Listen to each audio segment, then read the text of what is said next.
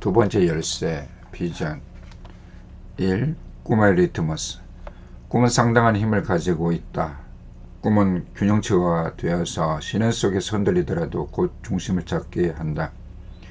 꿈은 방향타가 되어서 보이지 않는 절망 속에서도 나아갈 방향을 잡게 한다. 꿈은 동력이 되어서 그 꿈을 이루기 위하여 세차게 나아가게 한다.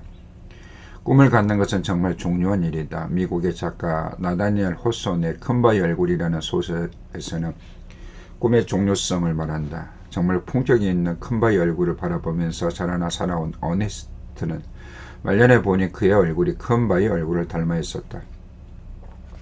프랑스의 작가 앙드레 말론 오랫동안 꿈을 그리는 사람은 그 꿈을 닮아간다 라고 했다.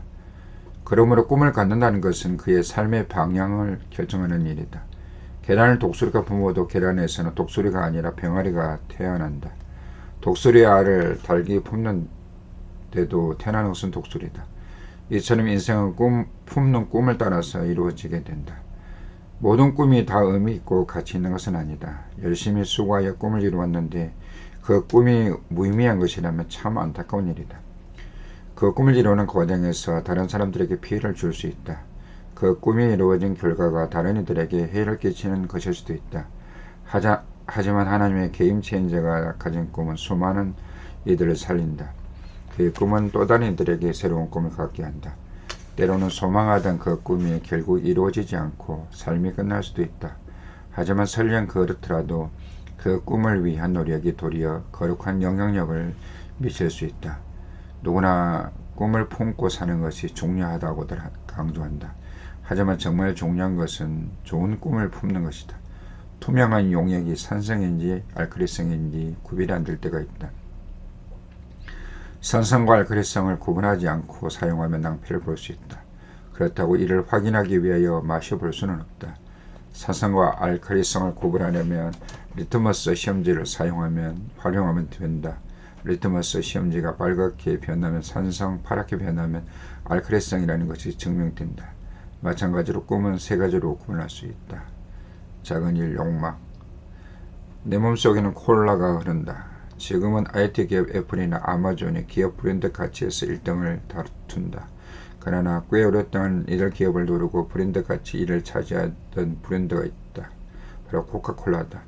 1886년 애틀랜타의 약제사 펜버턴이 당시 유행하던 코카 잎과 콜라 열매 추출물이 들어간 건강음료를 만들어 코카콜라라는 이름으로 판매를 시작했다. 1891년 에이서 캔들러가 제조권과 판매권을 매입하고 현재 유명한 회사 로고를 확립하였고 1919년에 코카콜라를 인수한 어니스트 우드로프를 이어 그의 아들 로버트 우드로프 때에 현재 기업 형태를 갖췄다. 코카콜라는 전세계 청량음료 시장을 절반 가까이 점유하고 있다. 2022년 현재 유엔 가입국은 193개국인데 코카콜라가 들어간 나라가 그보다 더 많을 정도이다. 만들어질 당시에 유행하던 비슷비슷한 건강음료 중 하나에 불과했던 코카콜라는 어떻게 이렇게 세계적인 브랜드가 되었을까? 코카콜라의 사장이었던 로버트 우드로프는 이런 말로 각오를 다졌다. 내 혈관 속에는 피가 흐르는 것이 아니라 콜라가 흐른다. 그는 전세계 60억 인구 중 한 사람도 빠짐없이 콜라를 먹이겠다고 결심했다. 이런 남다른 각오로 코카콜라가 엄청난 성공을 거두게 되었다. 내 안의 피는 팔았다. 한국 최초의 메이저리거 박찬호 선수를 마치 양아들로 아낀 토미 라소다 감독은 미국 프로야구 LA 다저스 야구단을 상징하는 인물 중 한 명이다. 그의 동번호 2번은 다른 누구도 달 수 없는 영국 1번으로 정해져 있다. 그는 감독으로 14번째로 미국 프로야구 명예전당에 이름을 올렸다. 1944년에 고교를 졸업한 이후 부사장으로 재직하기까지 61년간 다저스에만 몸담았다. 20년간의 감독 생활을 청산하는 날에는 내 몸속에 피는 파랗다라고 하였다. LA 다저스를 상징하는 색은 다저 블루라고 불리는 파란색이다. 그가 온 생애를 보내었던 LA 다저스였기에 한 말이었다. 이처럼 하나의 목표를 결정하고 그것을 이루기 위해 남다른 노력을 하는 모습은 대단히 아름답다. 오랜 시간에 걸쳐 자기의 꿈을 이루는 것을 삶의 목표로 세우며 살아가는 것이다. 이렇게 해서 마침내 자기 원하는 바를 달성한 사람은 큰 보람을 느끼고 많은 이들의 부러움을 산다. 그러나 이런 꿈들이 결국 개인의 욕망에 지나지 않을 때가 많다. 철저히 개인적인 욕구에서 시작된 꿈들이다.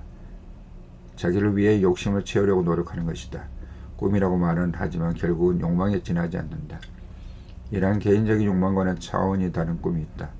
자기 욕망에서 나온 소원보다 훨씬 커다란 것이다. 기껏해야 자기가 다니는 기업의 성공을 욕망하는 그런 것보다 범위가 더 넓다. 그러한 꿈을 야망이라고 한다. 야망은 개인의 만족을 위한 욕망과는 차이가 있다. 야망은 개인을 넘어서 민족, 사회 혹은 인류를 향한 꿈이다. 작은이 야망. 30년 후 나는 대통령이 된다. 미국에서 외진 지역에 살아가던 한 소년은 불우한 시절을 보내야 했다. 그의 아버지는 그가 태어나기 전에 교통사고를 만나 세상을 떠났다. 엄마가 재혼한 새아버지는 술중병이었으며 폭력을 일삼는 사나운 사람이었다. 심지어는 그 소년의 어머니를 향하여 총격을 가하기도 했다. 그 소년은 고등학생 때에 백악관을 방문하여 존 F 케네디 대통령을 만났다. 그 소년은 대통령을 만나는 순간 놀라운 꿈을 품게 되었다. 자신도 훌륭한 미국 대통령이 되고 싶다는 꿈이었다. 그 꿈이 그의 안에서 작동하면서 그의 삶은 달라졌다. 그는 그 꿈을 포기하지 않고 노력했다. 자기의 불리한 환경을 극복하기 위하여 몸부림을 치면서 승승장구하게 되었다. 그는 32세 나이에 최연소 주지사가 되었다. 또한 46세에는 불리하다는 예측에도 불구하고 미국의 42대 대통령이 되었다. 미국의 대통령이 되어야겠다는 결심을 한 지 30년 만에 그 꿈을 이루었다. 그가 빈 클린턴 대통령이었다. 클린턴의 어린 시절은 대통령이 되는 것과는 거리가 너무 멀었다. 그는 8년간의 대통령 재임 기간 이후에 가장 높은 퇴임 지지율을 기록했다. 그가 대통령이 될 가능성보다 실패할 확률이 더욱 높았다. 하지만 클린턴은 꿈을 포기하지 않았고 마침내 그 꿈을 이루었다. 아프리카의 자유를 위하여. 1990년대 중반까지 남아프리카 공화국은 가장 대표적인 인종차별 국가였다. 흑백 인종차별 정책을 노골적으로 집행하였던 이 나라에서 한 흑인이 꿈을 가졌다. 그것은 조국이 인종차별이 없는 나라가 되는 것이었다. 이를 위하여 그는 자기의 삶을 바쳤다. 투옥을 당하면서 심각한 고통을 겪었다. 어떤 핍박과 박해에도 굴하지 않았던 그는 마침내 그 소원을 이루었다. 백인의 무자비한 통치가 막을 내렸고 그는 남아공 최초의 흑인 대통령으로 취임하였다. 대통령이 된 그는 권력을 보복하는 데 쓰지 않고 흑백 화합을 이루어내었다. 결국 그가 오랫동안 가졌던 꿈이 마침내 이루어졌다. 이러한 업적을 남긴 넬슨 만델라 대통령은 노벨 평화상을 받게 이르렀다. 이러한 꿈을 우리는 야망이라고 한다. 욕망은 개인이 이루고 싶은 꿈이지만 야망은 나라와 인류를 향한다. 사회와 민족 혹은 인류를 향하여 원대한 야망은 개인의 욕망과 차이가 난다. 자신의 이익보다 더 큰 세상의 이익을 생각하는 야망은 욕망보다는 훨씬 가치가 있다. 그러나 엄밀하게 살펴보면 욕망과 야망은 그 본질에 있어서는 큰 차이가 나지 않는다. 지진이 무너뜨린 꿈. 1995년 1월 17일 일본 고해에서 진도 7.2의 엄청난 지진이 발생하였다. 죽은 사람만 6,370명에 이르렀고 10만 채의 건물 파손되었다. 일본의 자존심이었던 한신 고가 고속도로도 붕괴되었다. 총 피해 규모는 1,400조 원에 이르렀다. 이 재난이 터지고 난 이후 각 방송사들은 생방송으로 그 처절한 현장을 중계했다. 나는 그 수많은 방송 중에서 아직도 선명하게 기억이 나는 장면이 있다. 망연자실하게 통곡하던 70이 훨씬 넘은 한 노인을 리포터가 인터뷰했다. 그 노인은 어린 시절부터 그의 평생을 빌딩을 하나 세우기 위해 보냈다고 했다. 먹을 것, 입을 것에 쓰지 않고 60년을 수고만 하여 어제 겨우 12층 건물을 준공하였다. 그 건물은 자기 평생의 결실이었으니 주변의 사람들을 초청하여 축하잔치를 열었다. 그리고 그 새벽에 지진이 덮치면서 그 건물은 완전히 붕괴해버리고 말았다. 미처 보험을 들지도 못했기에 그의 인생은 한 더미의 폐해로만 남아버렸다. 욕망과 야망을 위하여 살아가는 인생은 결국에는 이처럼 허탄한 결말로 끝난다. 자기의 욕망과 야망을 이루게 했지만 그 꿈의 결실은 오래가지 못한다. 욕망과 야망은 초등의 꿈. 초등학교 4학년으로 보이는 학생들이 동격교리에 나눈 놀라운 대화를 들은 적이 있다. 야, 너 돈 안 갚을 거냐? 알았어. 갚으면 되잖아. 빨리 갚아라. 지금 이자가 많이 쌓이고 있다. 그래, 알았다. 그런데 얼마인데? 얼마냐 하면 가만 장부를 좀 보고. 초등학생들의 대화치고는 너무도 살벌한 느낌이 들어서 나는 걸음을 멈추었다. 그리고 그들의 그 광경을 주목하여 보았다. 내가 갚을 돈이 모두 40만 원이야. 그 말 듣고 얼마나 놀랐는지 모른다. 요즘 초등학생들이 대단하다고 하더니 정말 장난이 아니구나 생각했다. 그리고 그 결말이 궁금하여 계속 지켜보니 더욱 놀라운 대화들이 오갔다. 알았어, 빨리 갚아줄게. 그런데 지금은 100만원짜리 수표밖에 없어. 잔돈은 내가 항상 가지고 다니지. 얼른 줘. 나는 그 말을 듣고 귀를 의심했다. 그런데 그 초등학생은 태연하게 지갑에서 100만원짜리 수표를 건네주었다. 그 친구는 그 수표를 받고는 10만원짜리 수표 5장과 만원 지폐 10장을 돌려주었다. 내가 더욱 놀란 것은 그 지폐는 문방구에서 파는 가짜 돈이었기 때문이었다. 그런 돈은 아무리 많이 모은들 사용할 수 없다. 이는 힘을 다하여 많은 액수를 버려들여도 실제 가치는 전혀 없는 것이다. 욕망과 야망이란 이런 초등학생들의 꿈과 같은 것이다. 모든 것을 희생하여 그것을 얻어도 그 결국은 허탈하게 끝나게 된다. 수많은 사람의 부러움을 한 몸에 받는다 하더라도 공허함으로 마친다. 전도서의 저자는 이 세상의 모든 좋은 것들을 섭렵했다. 그리고 그 허망함을 경고하고 있다. 전도자가 가로되 헛되고 헛되며 헛되고 헛되니 모든 것이 헛되도다. 전도서 1장 2절 말씀. 욕망과 야망은 사회전은 다르지만 결국 사람에게서 출발한다. 사람이 하고 싶고 원하는 꿈이기 때문이다. 욕망과 야망은 사람이 만들어간다. 자신이 동원할 수 있는 모든 자원들을 끌어모아 쏟아붓는다. 간절한 욕망과 놀라운 야망은 달성될 수 있다. 이를 성취한 사람들을 향한 엄청난 부러움을 한 몸에 누를 수 있다. 하지만 그 어떤 성취된 욕망과 야망이라도 녹슬고 결국은 사라지고 만다. 작은 삶, 비전. 욕망과 야망과는 전혀 다른 꿈이 있다. 그것은 비전이다. 비전은 욕망과 야망과는 완전히 다르다. 욕망과 야망은 사람에게서 시작하지만 비전은 하나님께로부터 시작한다. 욕망과 야망은 사람의 자기 힘으로 이루어가지만 비전은 하나님께서 그분의 능력으로 일하신다. 욕망과 야망은 사람이 완공하지만 비전은 하나님께서 완성하신다. 욕망과 야망은 시간이 지나면 시들지만 비전은 새로운 비전으로 이루어진다. 욕망과 야망이 커다란 성과를 거두기도 하지만 또 다른 모순으로 이어진다. 욕망과 야망이 완성되어 평안을 얻는 듯 하지만 그 평안은 결국은 소멸된다. 비전은 욕망과 야망과는 달리 주변의 상황을 변화시킨다. 비전이 시작될 때에는 비현실적으로 보이지만 기대보다 큰 영광으로 완성된다. 비전을 가로막는 장애물들과 방해물들이 있다 하더라도 마침내 승리를 거둔다. 메가급의 고난이 오면 기가급의 믿음으로 돌파한다. 기가급의 시련이 오면 테라급의 은혜로 극복한다. 때로는 비전의 큰 성과를 거두지 못한 채 끝난 것처럼 보이기도 한다. 하지만 하나님께서 주신 비전은 그 상황을 새로운 시작으로 바꾼다. 남들이 보기에는 처절한 실패처럼 보여도 새로운 비전으로 재탄생된다. 이러한 하나님의 비전이 그 속에서 작동하는 사람이 게임 체인저다. 큰 이 비전의 게임 체인저. 하나님의 게임 체인저는 하나님으로부터 비전을 받는다. 하나님의 게임 체인저는 그 비전을 위한 삶을 살아간다. 비전은 하나님의 때에 하나님의 방법으로 마침내 이루어진다.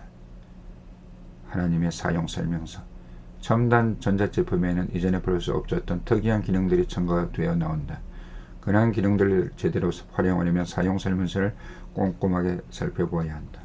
사용설명서를 잘 숙지해야 그 제품을 효과적으로 사용할 수 있다. 사용설명서를 제대로 이해하지 못한다면 그 제품의 기능을 활용하지 못하게 된다. 비전은 하나님께서 각 사람에 주신 특별한 기능들을 보여주는 사용설명서와 같다. 하나님께 쓰임을 받은 게임 체인저들은 하나님께서 자신들 안에 펼쳐놓으신 사용설명서들을 충분히 보았다. 그리고 그들의 생애를 그 사용설명서가 지시하는 대로 충분히 구현하면서 살았다. 요셉은 17세에 하나님의 비전을 보았다. 하늘의 해와 달과 별이 자기에게 절을 하는 위대한 꿈이었다. 다윗도 그가 소년일 때의 비전을 받았다. 하나님께서 보내신 선지자 사무엘에게 기름 부음을 받아 이스라엘의 왕이 되는 비전을 보았다. 다니엘도 그가 소년이었을 때 하나님께서 주신 이성들을 보았다. 그들을 사용하기를 원하시는 하나님의 사용 설명서를 충분히 재현하는 삶을 살았다. 이처럼 하나님 앞에 쓰임을 받는 모든 이들은 하나님의 비전을 보았다. 삶의 방향이 결정하는 청소년기에 하나님의 비전을 보고 붙잡아야 한다. 그 비전의 출발은 하나님이시다. 비전은 사람에게서 출발하는 야망이나 욕망과는 다르다. 하나님께서는 비전을 갈구할 때 하나님께서 보여주신다고 약속하셨다. 하나님께서는 반드시 하나님을 사람들에게 먼저 보여주신다. 여호와께서는 자기의 비밀을 그 종 선지자들에게 보이지 아니하시고는 결코 행하심이 없으시리라.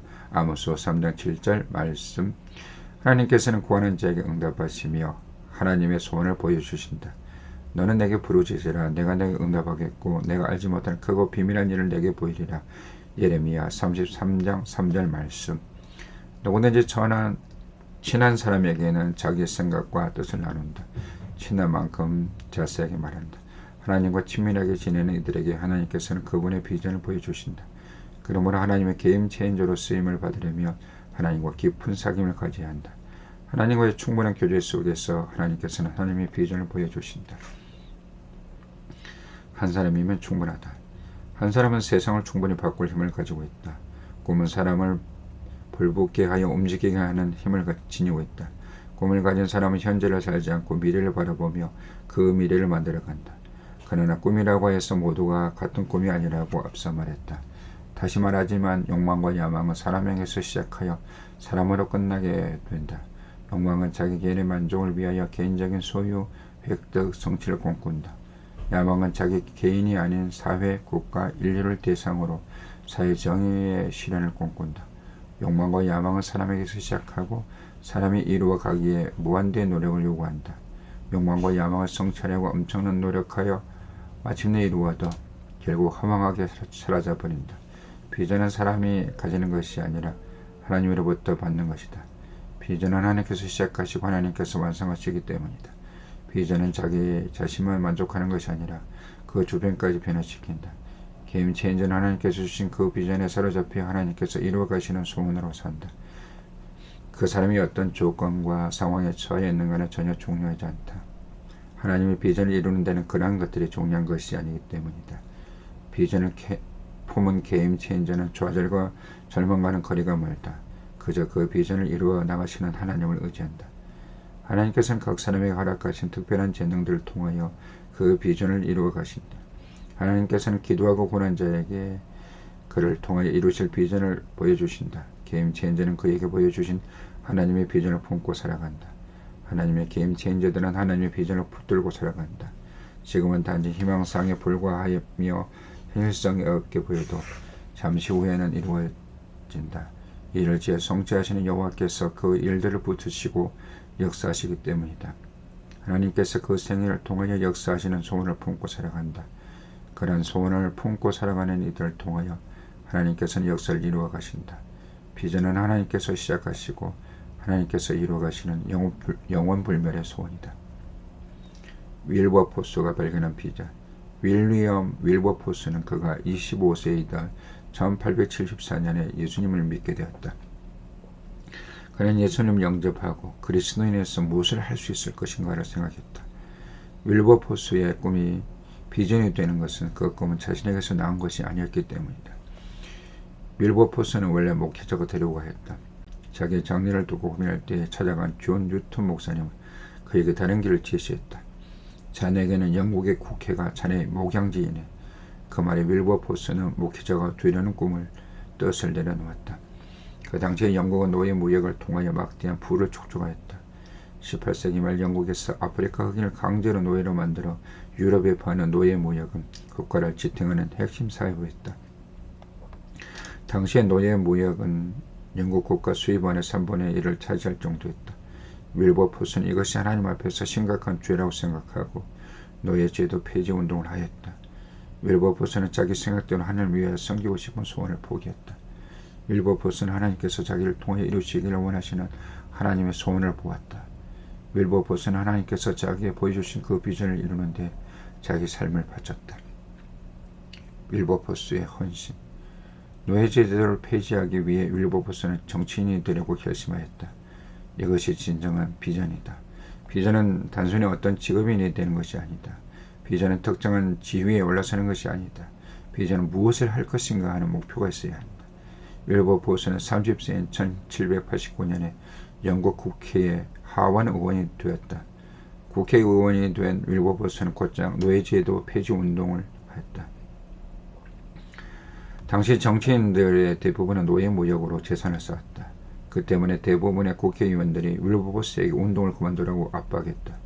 그럼에도 윌버포스는 그 일을 계속해서 진행했다. 1791년에 노예무역 폐지 법안을 의회에 제출하고 연설했지만 하원에서 8표 차이로 패배했다. 1793년에는 2표 차이로 패배했고 1794년에는 4표 차이로 패배했다. 1797년에는 74대 82, 1798년에는 83대 87, 1799년에는 54대 84로 연거푸 패배했다. 1804년에는 하원에서는 124대 49로 이겼지만 귀족들로 구성된 상원에서 패배하고 말았다. 1805년에도 70대 77로 패배했다. 이 모든 실패 과정을 거치면서 윌버포스는 결코 물러서지 않았다. 윌버포스는 반대가 강할수록 더 강력한 믿음으로 돌파했다. 기득권을 가진 이들은 노예무역으로 막대한 재산을 이루었기에 강력하게 반대했다. 그들은 윌버포스를 비난하며 실제로 암살을 시도하기도 했다. 하지만 그러한 공격들은 윌버포스의 결심을 더욱 확고하게 했을 뿐이었다. 윌버포스의 비전이 완성될 때 윌버포스가 하나님께서 주신 비전을 품고 도전하기 시작한 지 18년 만에 역사가 일어났다. 1807년에 마침내 283대 16이라는 압도적인 차이로 노예무역 금지 법안이 통과되었고 영국 의회에서는 노예무역 폐지를 결정하였다. 그가 48세 되던 해였다. 윌버포스는 이에 만족하지 않고 개혁을 계속하였다. 그리고 1824년 윌버포스가 62세가 되던 해 영국에서 노예제도가 폐지된다. 그가 72세 되던 1833년에 7월 26일에는 영국의 모든 노예를 1년 내에 해방한다는 법안이 국회를 통과했다. 윌버포스는 이 소식을 병상에서 들었고 사후로의 하나님의 부르심을 받았다. 1834년 7월 30일 밤 12시 정각을 개하여 약 80만 명의 흑인 노예들이 자유를 얻게 되었다. 윌버포스는 무려 300년 동안 자영되어 오던 야만의 시대를 끝내는 하나님의 게임 체인저였다. 이것이 비전이다. 이것이 비전에 붙들려 살아가는 인생이다. 윌버포스의 평생의 꿈인 이 비전은 자신의 이익을 위한 것이 아니었다. 윌버포스는 영국의 양심이었으며 그 한 사람 때문에 영국의 역사가 달라졌다. 윌버포스의 비전은 흘러간다. 윌버포스가 살았던 비전의 삶은 영국 안에만 머물지 않았다. 프랑스에서는 1834년에서 노예 폐지 협회가 결성되었다. 14년 후인 1848년에 노예 완전 해방 결의가 이루어졌다. 미국에서도 1833년에 노예제도 반대 협회가 생겼으며 30년 후인 1863년에 링컨 대통령이 노예 해방 선언을 하면서 노예 해방이 이루어졌다. 하나님의 형상인 사람을 노예로 부리던 그 어두운 시대에 하나님의 게임 체인저 윌리엄 윌버포스는 노예 해방의 역할로 부름을 받았고 사명을 다했다. 그 당시에 재력가들은 자기의 주 수입인 노예 무역을 끝내려는 윌버포스를 공격했다. 무수한 협박과 테러들이 쏟아졌다. 윌버포스가 상대한 것은 지치지 않고 멈추지도 않는 거대한 구조적 악이었다. 그러나 윌버포스는 무릎을 꿇지 않았다. 흔들리지 않았다. 그것은 윌버포스 개인의 능력과 힘 때문이 아니었다. 하나님께서도 사용하신 게임 체인저들을 견고히 붙드시고 역사하시기 때문이다. 이제 세상의 그 어떤 막강한 권세도 하나님의 게임 체인저를 이길 수 없기 때문이다. 중국 북경에서 나비가 한 달기짓이 뉴욕에서 거대한 폭풍을 일으킨다는 나비 효과라는 이론이 있다. 아무리 작은 현상이라도 주변에 영향력을 끼친다는 것이다. 하나님의 비전은 한 사람 안에 머물지 않는다. 하나님의 비전은 주변에 강력한 파장을 일으킨다. 하나님의 비전을 위해 살면 그 영향을 받은 다른 사람 안에서 지속적으로 살아남는다. 그 비전을 이루는 사람들로 말미암아 하나님 나라는 완성되어 간다. 나의 비전, 어설픈 신학교 시절에 청소년 사역을 시작하고 38년의 세월 동안 섬겨왔다. 나는 청소년 사역을 시작하면서 세 가지의 비전을 품었다. 첫 번째는 100만 명의 영혼들에게 복음을 전하는 것이다. 그러므로 말씀을 전할 기회가 주어진다며 그 어떤 자리에도 기쁨을 가려고 한다. 그 기회를 통해 방황하는 영혼을 모두가 하나님의 비전을 보게 되기를 소원한다. 그러한 말씀을 증언하는 하나님의 스피커로 쓰임받게 되길 간절히 사모하고 있다. 방황하고 좌절하는 영혼들이 말씀으로 일어서는 그 사역을 기쁨으로 수종들고 있다. 두 번째는 20권의 베스트셀러를 쓰는 것이다. 직접 못 가는 곳에 책이 전해져서 그 사람들과 은혜를 나누기를 소망하고 있다. 활자를 통해서라도 하나님께서 각 사람에게 은혜를 끼치시기를 소망하는 것이다. 2005년에 SFC 출판사를 통해 발간된 불꽃이 들려가는 불꽃세대는 2005년도 한국기독교 출판문화상 청소년 부문에 선정되었다. 지방의 무명 사역자의 이 책을 일권을 받았다며 이천 목사님께서 불꽃세대라는 찬양을 만들어주셨다. 찬양팀 소리리 부른 이 찬양이 많은 분들에게 알려졌다. 유료 교회와 단체에서 이 찬양으로 특송하는 것을 볼 때마다 신기하고 놀랍다. 믿을 수 없는 일들의 연속이었다. 어설픈 문장들로 이루어진 한 권의 책이 일으키는 신기한 영향력이 감격스럽다. I am writer, you are leader. 정말 놀라운 사건이 그로부터 12년 후에 일어났다. 2017년에 밴쿠버 유스 코스타를 섬길 때 다니엘 리 목사님을 만났다. 깊고 지면의 메시지로 콘수탄들을 섬기는 모습에 깊은 도전을 받았다. 강단 아래에서는 한없이 겸손하시고 친절하신 모습에 감동을 받았다. 당시에 다니엘 리 목사님은 시애틀에서 사역하셨다. 시애틀은 내가 정말 방문하고 싶은 도시였기에 더욱 친밀감이 느껴졌다. 코스타 집회를 마치고 강사님들과 교제를 나누면서 놀라운 사실을 알게 되었다. 다니엘 리 목사님이 미국에서 청소년 사역을 시작할 때 자문을 구했다고 하셨다. 그러던 중에 목사님이 아버님으로부터 한 권의 책을 선물 받으셨다. 청소년 사역을 하려면 이 책이 꼭 필요하다고 주었다는 것이다. 그 책이 놀랍게도 내가 쓴 불꽃시대를 열어가는 불꽃세대였다. 다니엘 리 목사님은 이 책을 읽고 큰 동기부여가 되고 힘이 되었다고 하셨다. 나는 아직까지 미국을 방문한 적이 없다. 코스타가 시작됐고 패션 집회가 왕성히 일어난 미국 동부의 학구적인 분위기와 서부의 열정적인 분위기를 경험해 보고 싶었다. 그럼에도 미국으로 가는 길은 아직도 내게는 굳게 닫혀있다. 그러나 이 책이 출간되고 미국 뉴저지에서 이 책을 읽고 은혜 받았다는 메일을 받은 것이 기억난다. 나는 미국에 못 갔어도 내가 쓴 책은 국경을 넘어 이미 미국에서 사역을 하고 있었다. 어설픈 한 권의 책인데도 그 책이 여러분들에게 읽혔다는 사실이 놀라웠다. 게다가 정말 귀한 사역을 하시는 목사님에게도 도움이 되었다는 것은 설명하기 힘들 정도로 기쁜 일이었다. 그 놀라운 이야기를 듣고 나는 벅찬 감동을 이렇게 말했던 것이 기억난다. I am writer, you are leader. You are leader for the youth. 한 사람을 통하여 이루신 하나님의 비전은 다른 사람을 꿈꾸게 한다. 2007년에 나의 두 번째 책 기적의 교향곡이 발간됐다. 그리고 놀랍게도 이 책도 한국기독교 출판문화상 청소년 부문에 선정되었다. 출판사 관계자는 연거푸 이상을 받은 경우는 유일하다며 흥분했다. 나는 그 모든 영광을 하나님께 돌려드렸다. 이 책의 다양한 경로를 통하여 알려지던 중에 한 찬양 사역자가 나를 찾아왔다. 그분은 나에게 진심으로 감사하다면서 이렇게 이야기를 했다. 목사님이 지방 사역자 한결 곁에 주시니 감사합니다. 이 찬양 사역자는 지방에서 사역을 하는 것 때문에 가끔 열등감을 느낀다고 했다. 서울 같은 대도시의 큰 무대에서 사역을 하는 분들을 부끄러워했다고 고백했다.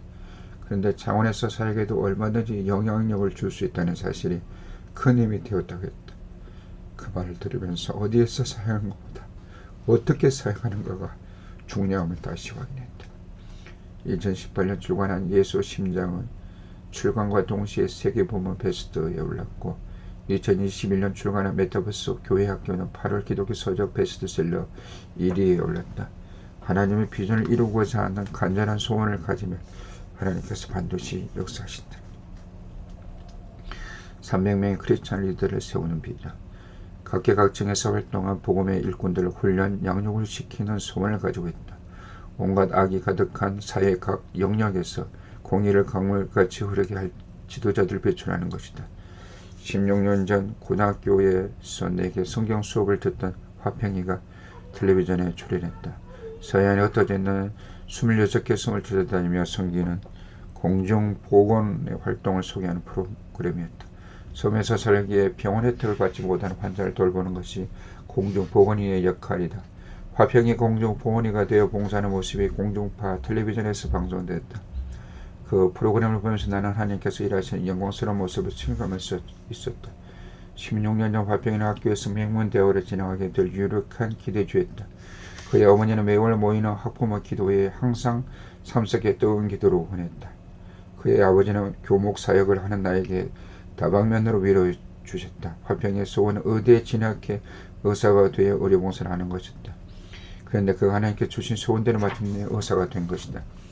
우리 혜택을 받기 어려운 소음으로 그의 발걸음이 향하를 보면서 깊이 감동했다. 16년 만에 텔레비전을 통해 제자를 만나는 것은 아주 특별한 기쁨이었다. 마치 TV 있는 사랑을 싣고 나가는 기분이었다. 오랜만에 TV에서 만나는 제자들과는 기쁨을 빛나고 있었다. 섬에 계신 어르신들을 만나러 가는 길에 사랑하는 연인을 만나러 가는 것 같다 고백하였다. 화평이는 장차 국경 없는 의사회에 가입하고 싶다고 했다.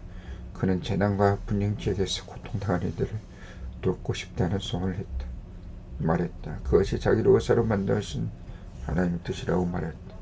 의사가 되면 보통 경제적 안락함과 영향력을 얻기를 기대한다. 그러나 화평이는 그런 세상의 기대에 만족하지 않았다. 하나님께서 그에게 보이신 비전에 주목했고 그 비전에 헌신하며 살고 있었다. 나는 하나님께 진심으로 감사의 기도를 올렸다.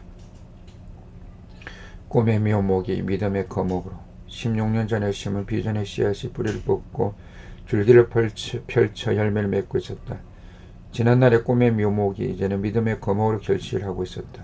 그 믿음의 거목이 뻗은 가지에 세상의 모든 아픈 새들이 와서 치유되리라고 신한다. 그 믿음의 거목이 드리운 그늘에 지친 많은 이들이 와서 치유되기를 소망한다. 교목으로 섬겼던 학생들이, 집회장에서 만난 학생들이 이제는 본격적으로 사역들을 한다. 한 교회의 공동체를 맡아서 섬기는 목회자로, 선교지의 파송을 받은 선교사로, 방송국의 아나운서로, 법조인으로 어려운 이들을 변호하는 법정에서 사역을 하고 있다. 그들의 청소년 시절엔 과연 이루어질까 하는 두려움을 가지는 경우가 있었다. 하나님께서 주신 비전과 자신의 현실이 너무 거리가 멀다고 절망하는 학생들이 많았다. 비전과 현실과의 거리가 멀수록 정서적인 멀미가 영혼을 힘들게 한다. 그런 학생들을 만나면 늘 이렇게 나는 외쳤다. 이왕 가지려면 불안과 두려움이 아니라 말씀과 믿음을 가져라. 메가급의 위기를 만날 때 기가급의 믿음으로 돌파하라. 기가급의 장애를 만날 때 테라급의 말씀으로 돌파하라. 그렇다 하나님의 비전은 결코 멈추지도 중단되지도 않는다. 하나님의 비전은 반드시 결실을 맺는다. 비전을 시작하신 하나님은 일을 이루시기 때문에 일을 행하는 여호와 그것을 지어 성취하는 여호와 그 이름을 여호와라 하는 자가 같이 이르노라. 예레미야 33장 2절 말씀. 베이스 캠프는 크기가 중요하지 않다. 정상으로 오는 데 필요한 베이스 캠프는 그 크기가 중요하지 않다. 베이스 캠프의 크기가 크다고 해서 산을 오르는 데 도움이 되는 것은 아니다. 우리들의 삶의 베이스 캠프도 그 규모가 중요한 것이 아니다. 현재 나의 베이스 캠프는 초라하고 보잘것없을 수 있다. 그렇지만 지금 현재 자신의 베이스 캠프 때문에 고민할 이유가 없다. 지금 내 모습은 하나님께 주신 비전들을 이루는데 아무런 지장이 없다. 하나님께서 비전을 주셨으며 하나님께서 책임지시고 이루실 것이기 때문이다. 지금의 나는 약하고 힘이 없다고 해도 하나님께서 심으신 그 비전이 이끌어간다. 나는 모자라고 실망스럽다 하더라도 내 안의 비전이 나의 삶을 인도한다. 나의 상황과 환경에 주눅들지 말고 내 안에 하나님께서 심어주신 비전을 붙잡아야 한다. 하나님의 비전이 그 삶을 이끌어가는 개인천지가 마침내 불꽃시대의 역사를 열어간다. 그러므로 지금까지 살아온 관성에 끌려가는 삶을 이제는 끝내야 한다. 하나님께서 내게서 이루실 비전을 소망하고 그 일들을 이룰 능력을 달라고 사모하면 된다. 그러면 하나님께서 준비하신 그 영광된 자리에 우리를 반드시 세워주시기 때문이다. 윌리엄 보든의 비전. 19세기 미국에서 보든 가문은 미국 최초의 초대형 우유 회사인 보든 우유를 창업한 가장 부유한 가문이었다. 보든 가문에는 종종 가족들이 더불어 해외로 여행을 다니는 전통이 있었다.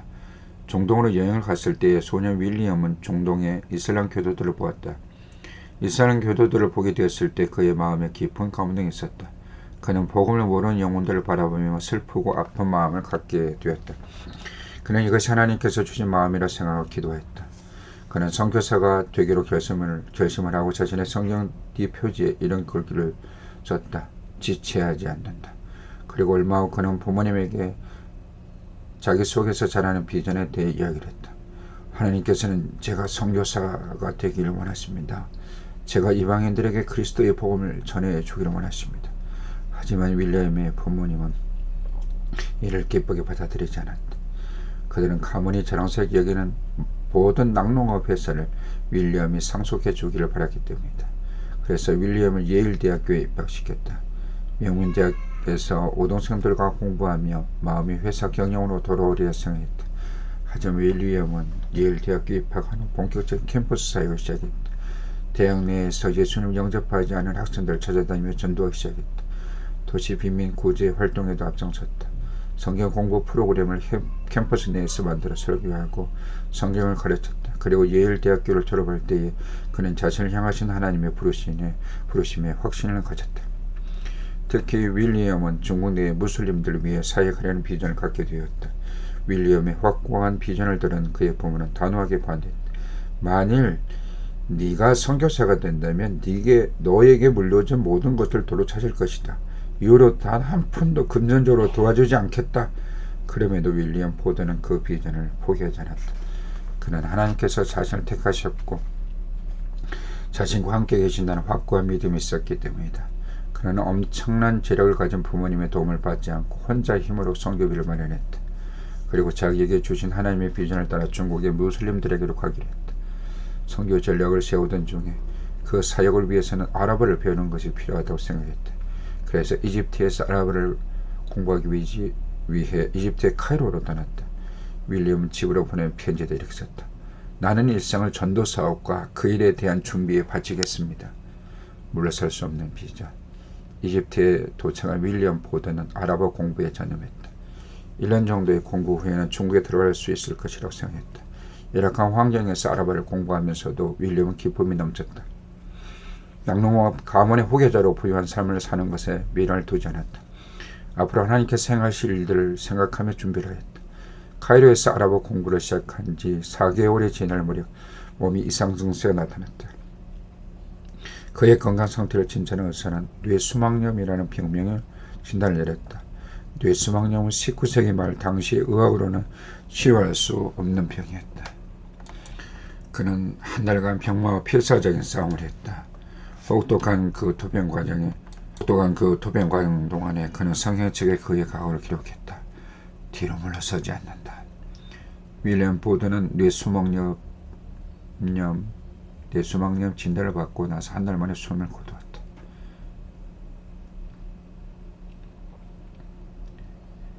그는 그토록 무슬림들에게 복음을 전하기를 원했다. 그에게 주어진 부유한 삶을 포기할 만큼 간절한 비전이었다. 하지만 그는 한 번도 그 기회를 얻지 못한 채 세상을 떠났다. 그토록 가기를 원했던 중국에 발을 들여놓지도 못했다.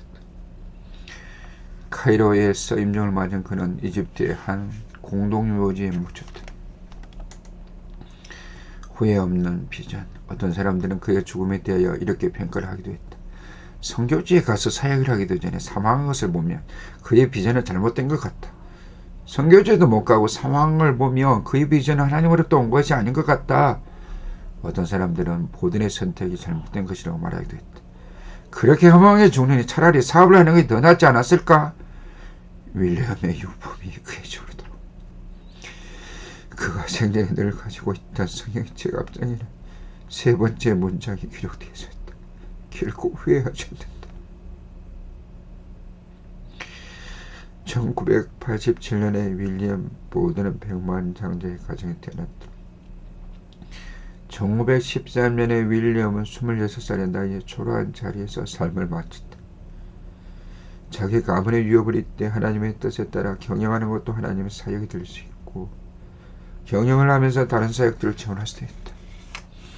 하지만 그는 자기를 부르신 하나님의 비전에 집중했다. 윌리엄이 받았던 비전을 부모님들은 반대했고, 그의 마지막은 비전과는 달리 초라했다. 그럼에도 그의 사역은 무의미한 것이 아니었다. 그는 비전을 미루지 않았다. 그는 비전 때문에 부모와 멀어지고 재산을 잃어도 물러서지 않았다. 그는 열매를 얻지 못한 듯 보지만 결코 후회하지 않았다. 보든의 이러한 희생은 결코 무의미한 것이 아니었다. 보든의 삶은 복음으로 살고 사역하는 것이 무엇인지를 보여주었기 때문이다. 보든의 스토리는 또 하나의 청년 일깨웠다. 윌리엄 보든이 밟지 못한 땅을 우리가 섬기자라고 외치는 제2의 제3의 윌리엄 보든이 등장하게 됐다.